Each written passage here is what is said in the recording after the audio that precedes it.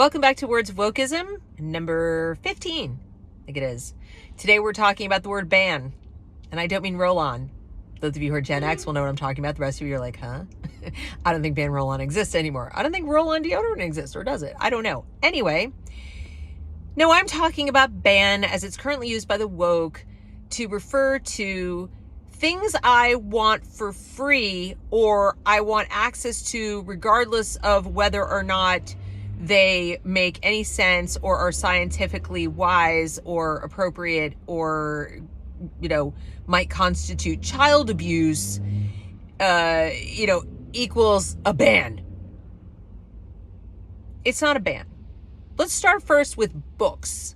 Let's talk about the book banning. I've talked about this on my channel at length.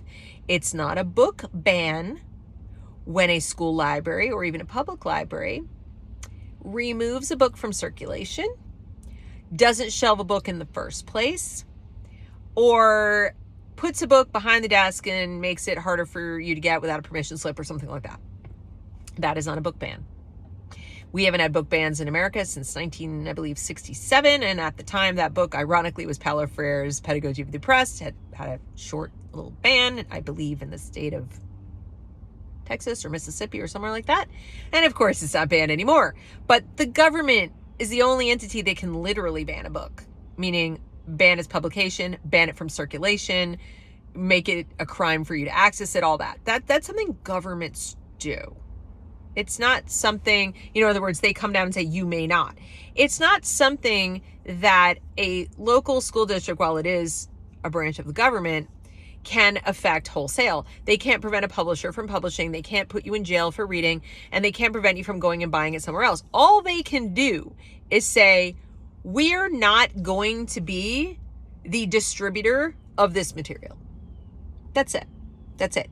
And if you want to have a better understanding of why I think having schools and libraries, for that matter, not just in the school, but libraries, period, be funded by taxpayer dollars, this is why. This is one of the reasons why. It's inherently political, right? See, I, as a taxpayer, pay for that school, that library, and the school library, and the teachers who work in them, and the librarians who work in them. I pay for that, same as you. So if you and I disagree on what books should be on the shelves, we're going to be button heads, and it's just going to depend on which one of us has a librarian or a school board that agrees with us. It's going to decide which of us gets to ban the other's material. Except, like I said, it's not really a ban, but which of us is going to be curating, which point of view, which ideology is going to be curating or collecting the collection and then teaching it to the kids. But we each have a say. Each side gets to say, you don't want Dr. Seuss on the shelves because racism. I don't want CRT and, all the books that are about it, or genderqueer on the shelf, or this book is gay. I don't want those there if my kids are going to be in the library. So we both have books we don't want there.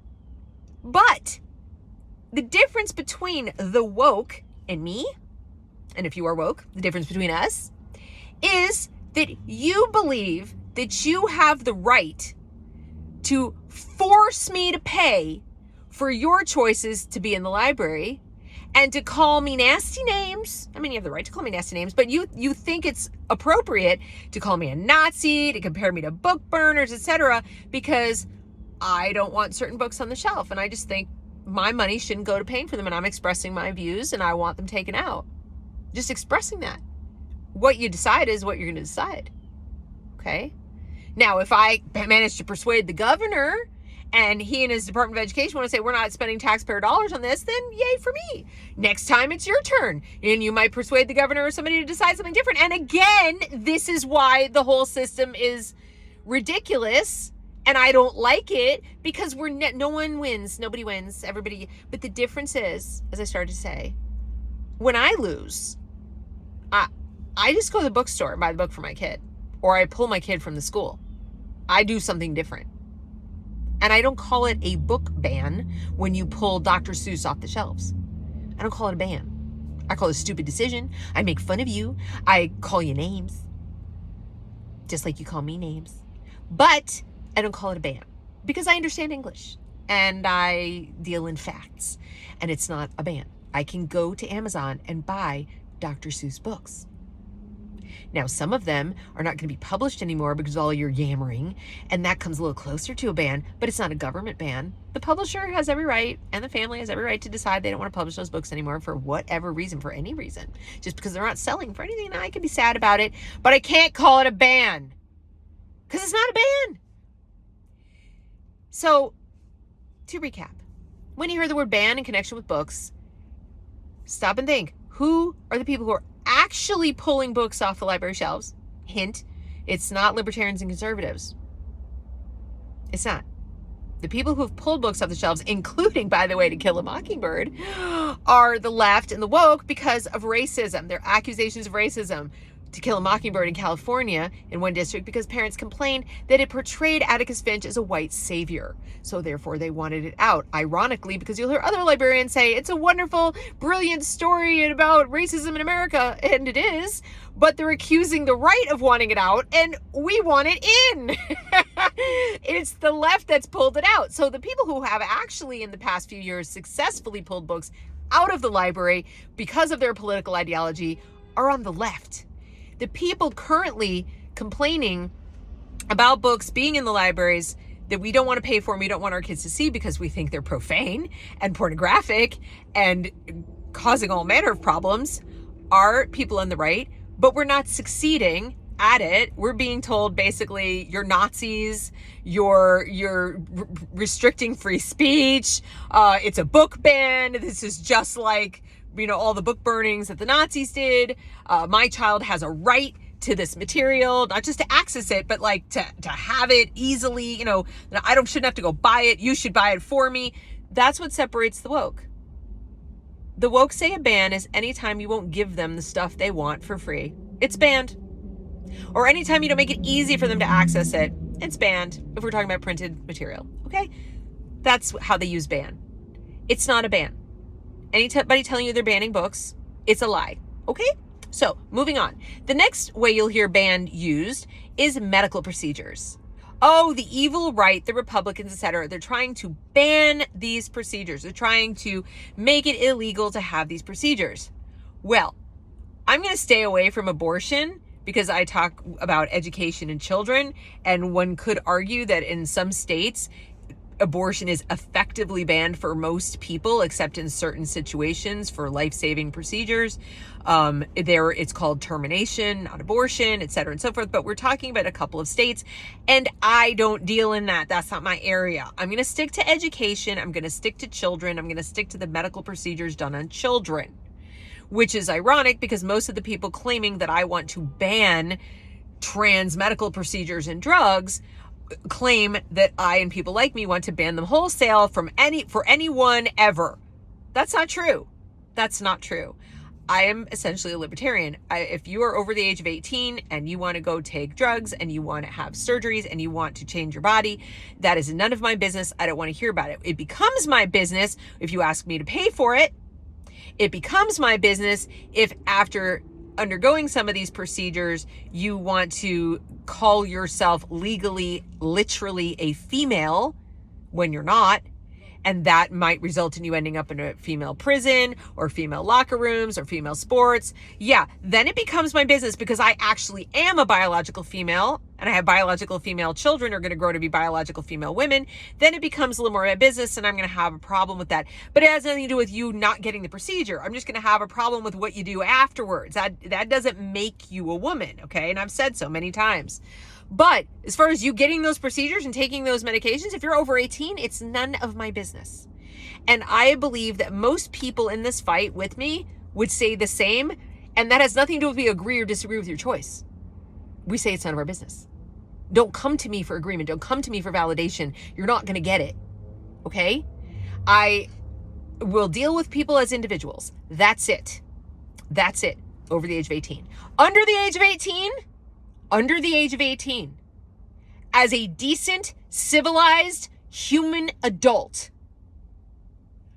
I cannot condone and will fight to ban the medical procedure of surgically transitioning a minor child or chemically castrating them or synthetically altering their secondary sex characteristics. I absolutely will support that ban. But y'all are gaslighting to gain support for doing what I just described and basically abusing children, experimenting medically on children, making them lifelong patients before they can legally consent, before they even have a fully developed prefrontal cortex.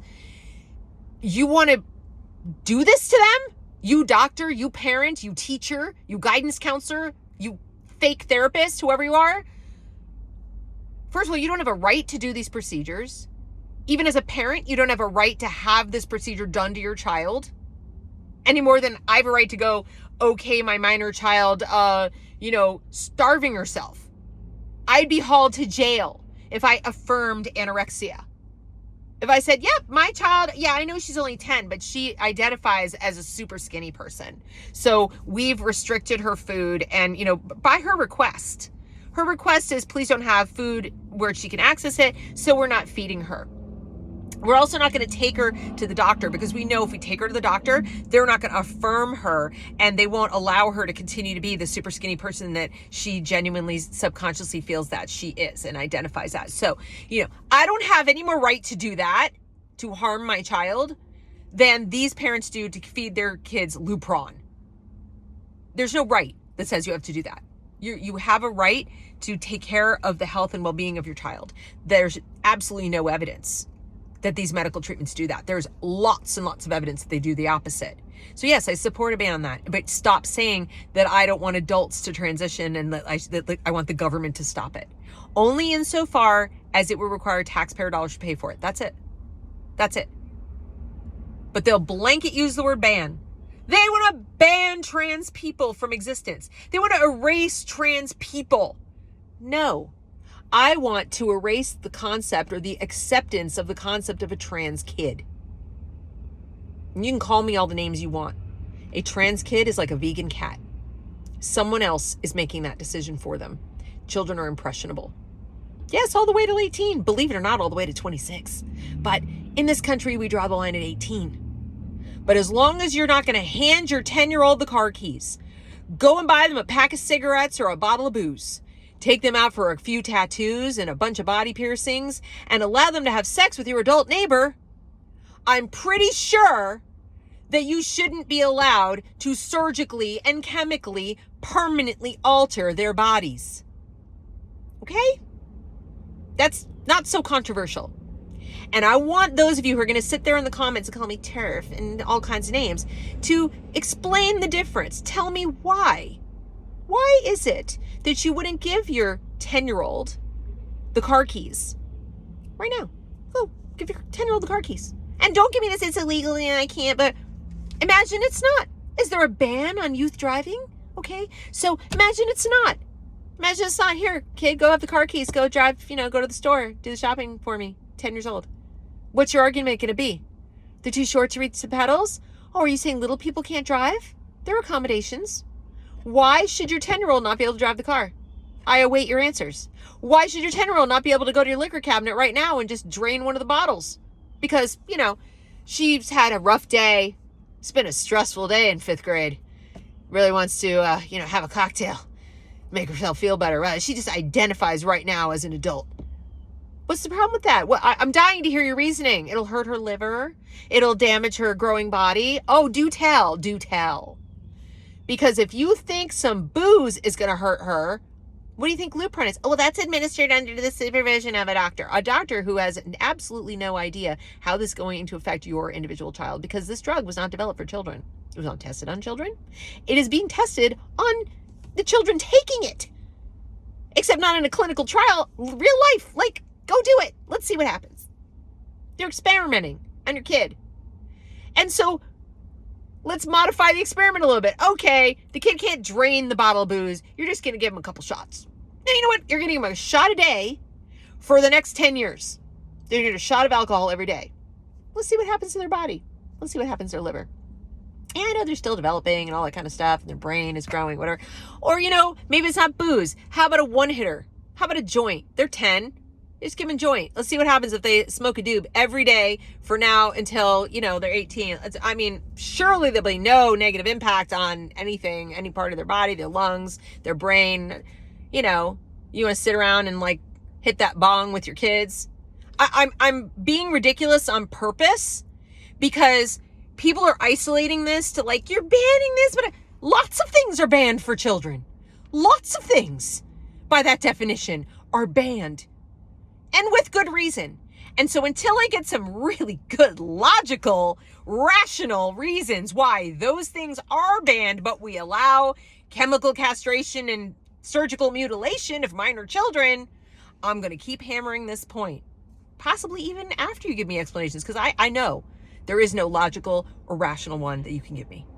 So that concludes today's translation of ban in the woke. Ban is not a ban when we're talking about books in the library. And a ban when referencing medical procedures for minors is perfectly appropriate and is more in line with bans that already exist for children. And it's gaslighting if somebody tells you that we want to ban trans people from existence. No, we don't.